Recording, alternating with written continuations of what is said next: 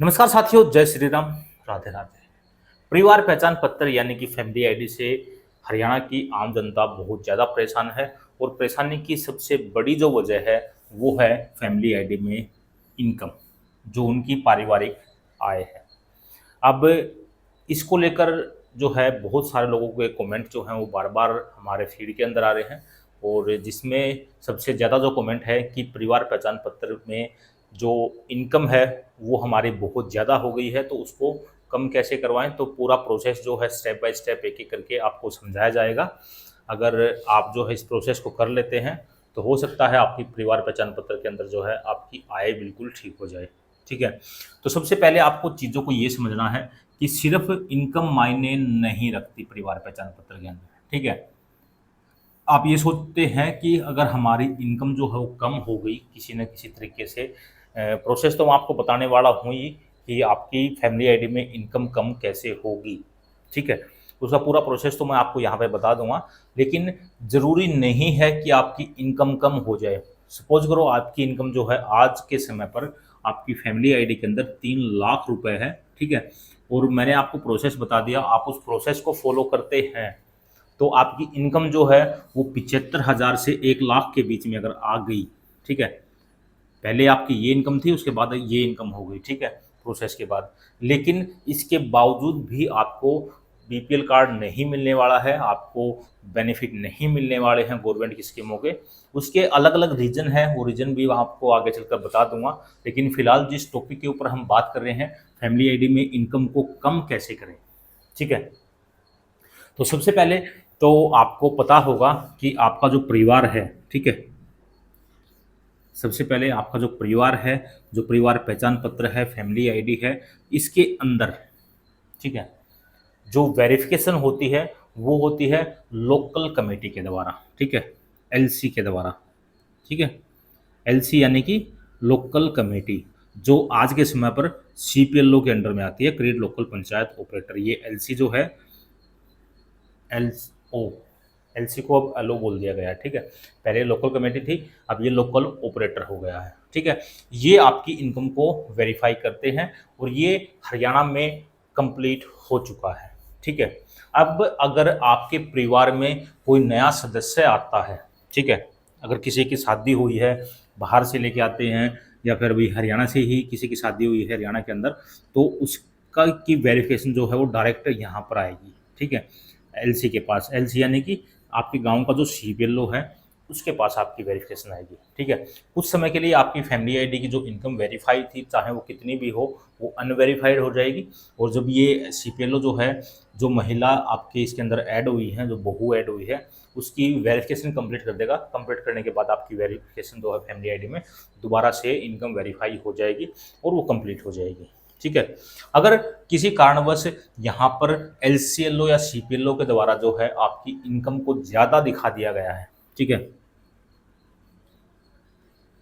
अगर ये ज़्यादा दिखा दिया गया है, तो आप इसकी रिक्वेस्ट जो है वो एक बार लगा सकते हैं, ठीक है? वन टाइम आप इसकी रिक्वेस्ट जो है लगा सकते हैं, ठीक है? लेकिन इसके बाद भी आपकी वेरिफ़िकेशन जो दोबारा से पूछ की जाएगी, अगर हो सकता है आपकी वेरिफ़िकेशन ठीक हो जाए। अगर ठीक नहीं होती है, तो अब जो है सिंपल और सीधा, ठीक है? अब बिल्कुल सिंपल और सीधी-सी चीज़ है, आपकी जो वेरिफ़िकेशन है, वो होगी फिज़िकल वेरिफ़िकेशन, ठीक है? आपकी जो वेरिफ़िकेशन होगी अब फैमिली आईडी में, उसको बोलते हैं फिज़िकल वेरिफ़िकेशन, ठीक है? Physical verification. भाई बहुत टाइम हो गया तो ये स्याही वगैरह है नहीं हमारे पास, जैसा भी है आप एडजस्ट कर लेना। फिज़िकल वेरिफ़िकेशन, अब फिज़िकल वेरिफ़िकेशन में होता क्या है, आपको एक एप्लीकेशन देनी होगी डिपार्टमेंट के थ्रू, चाहे वो डीसी का खुला दरबार लगता है, वहाँ पर एप्लीकेशन दो या फिर आप डायरेक्ट गाँव का जो सीएससी वाला है उसके पास जाओ या सीपीएलओ के पास जाओ या डी क्रीम, जेड क्रीम, किसी के पास भी जाओ, क्रेडिट डिपार्टमेंट का कोई भी अधिकारी हो, छोटे से लेके बड़ा, वहाँ पर जाओगे तो आपको जो है वो एक फॉर्म देगा, ठीक है? आपको एक फॉर्म मिलेगा, उस फॉर्म में आपके परिवार का मुखिया कौन है और उसमें कमाने वाले कितने हैं और इनकम के सोर्स दिए मिलेंगे कि गाय, भैंस, दूध से कितनी आती है, मकान वगैरह कैसा है, आपका जो है पशु कितने हैं, आपका जो है खेती की ज़मीन कितनी है, सभी चीज़ें जो हों उसके अंदर बारीकी से होंगी। ठीक है, किराया आता है नहीं आता है, गाड़ी वगैरह सब कुछ जो है इस पेज के अंदर होगा, वो आपको फिल करना होगा कि ये चीज़ें हमारे पास हैं, ये चीज़ें हमारे पास नहीं हैं। प्लस एक फॉर्म आपको और मिलेगा अलग से, जहाँ पर आपके गांव के नंबरदार और पटवारी के सिग्नेचर होंगे, जहाँ पर नंबरदार और पटवारी ये वेरिफिकेशन करेंगे कि इस आदमी के नाम पे या इस परिवार के नाम पर जो खेती की ज़मीन है वो इतने किले है। ठीक है, और वो वेरिफिकेशन कंप्लीट यहाँ पर कर देंगे। ठीक है, तो ये दोनों फॉर्म जो हैं वो आपको लेने हैं, प्लस 18 साल से ज़्यादा। ठीक है, 18 ईयर, 18 साल से ज़्यादा आपके परिवार के अंदर जो भी मेंबर हैं उनकी 6 मंथ की या 1 साल की जो है आपको बैंक अकाउंट की स्टेटमेंट यहाँ पर देनी होगी। ठीक है, ताकि वो ये चेक कर सके कि भाई इनके खाते में जो ट्रांजैक्शन आती है हर महीने कितने रुपए आती है, कितने नहीं आती है।